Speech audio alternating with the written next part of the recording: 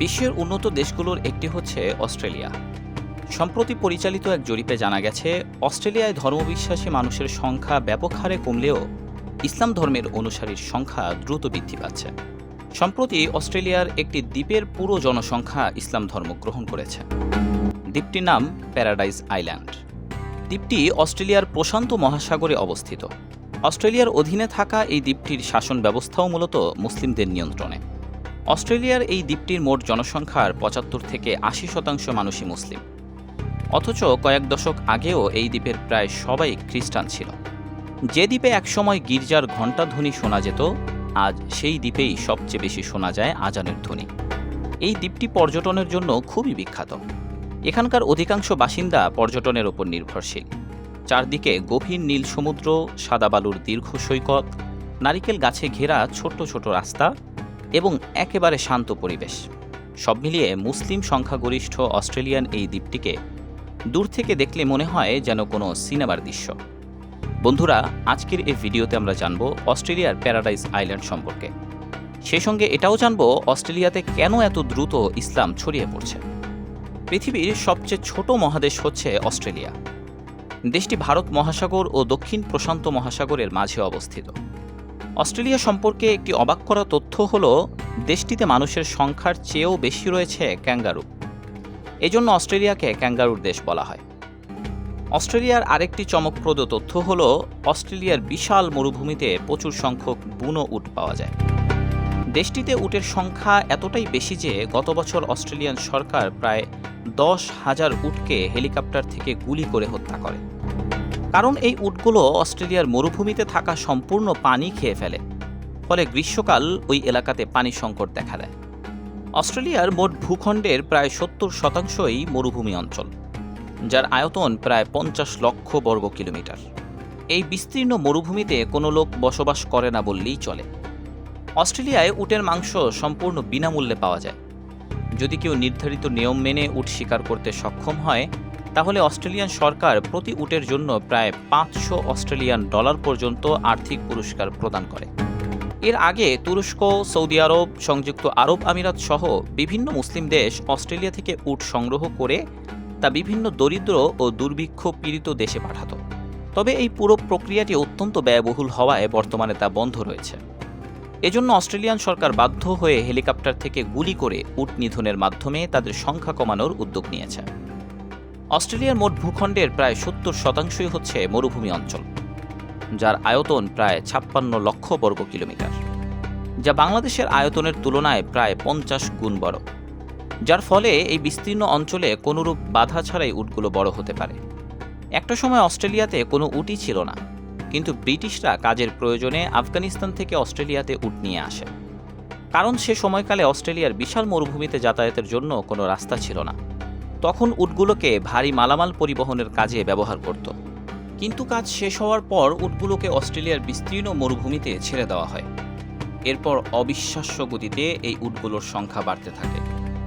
মাত্র 2 জোড়া উট থেকে ধীরে ধীরে সংখ্যা বেড়ে বর্তমানে প্রায় 10 লক্ষাধিক হয়ে যায়। এর প্রধান কারণ হল, অস্ট্রেলিয়ার বিস্তীর্ণ মরুভূমিতে এই উটগুলোর কোনো প্রাকৃতিক শিকারী নেই। ফলে তারা কোনো বাধা ছাড়াই দ্রুত বংশবিস্তার করতে থাকে।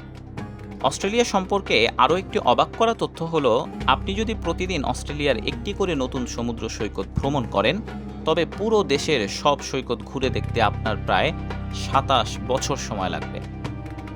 কারণ দেশটিতে 10,685টিরও বেশি সৈকত রয়েছে। 1770 সালে ক্যাপ্টেন জেমস কুক অস্ট্রেলিয়া আবিষ্কার করে। এই কথাটি দীর্ঘদিন ধরে লোকমুখে প্রচলিত থাকলেও প্রকৃতপক্ষে অস্ট্রেলিয়াতে বহু আগে থেকেই মুসলমানদের পদচারণা ছিল। ইন্দোনেশিয়ার মুসলিমরাই সর্বপ্রথম অস্ট্রেলিয়া আবিষ্কার করে। তবে দেশটিতে আধুনিক সভ্যতা গড়ে তোলে ব্রিটিশ নাবিকেরা। অস্ট্রেলিয়ার মেলবোর্নে অবস্থিত ইসলামিক মিউজিয়াম অব অস্ট্রেলিয়া দেশটির অন্যতম দর্শনীয় স্থান। এটি ইসলামের শিল্প, ক্যালিওগ্রাফি এবং স্থাপত্যের পাশাপাশি অস্ট্রেলিয়ার উন্নয়নে মুসলিমদের ঐতিহাসিক অবদানের কথা তুলে ধরে। মুসলিমদের পাশাপাশি অস্ট্রেলিয়ার খ্রিস্টানরাও এই মিউজিয়ামটি দেখতে আসেন।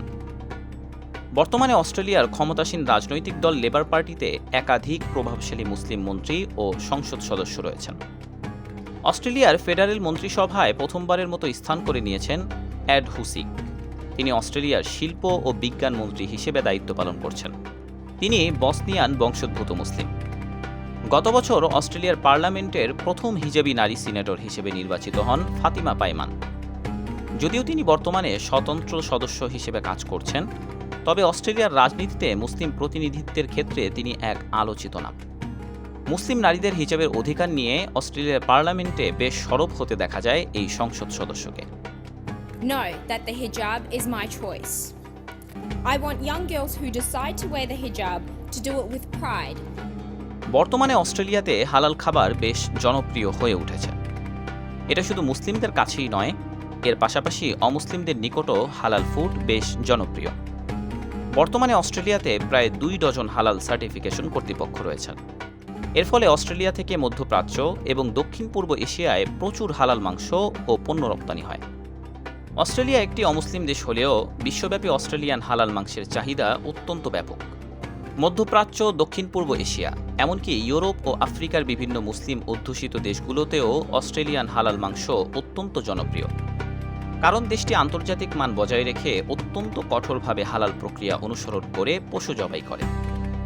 শুধু তাই নয়, অস্ট্রেলিয়ার আধুনিক প্রযুক্তি নির্ভর পশুপালন ব্যবস্থা, উন্নতমানের ফিড এবং স্বাস্থ্যকর পরিবেশে প্রাণী লালন পালনের কারণে তাদের মাংসের গুণগত মানও বিশ্বমানের।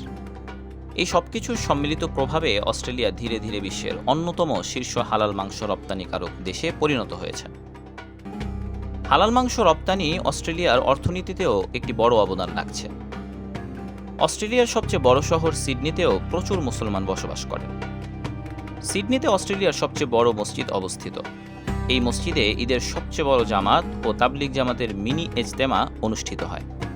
অস্ট্রেলিয়ায় মুসলমানদের আলাদা একটি টেলিভিশন চ্যানেলও রয়েছে। চ্যানেলটির নাম ওয়ান পাথ নেটওয়ার্ক। অস্ট্রেলিয়াতে উল্লেখযোগ্য সংখ্যক বাংলাদেশি বসবাস করে।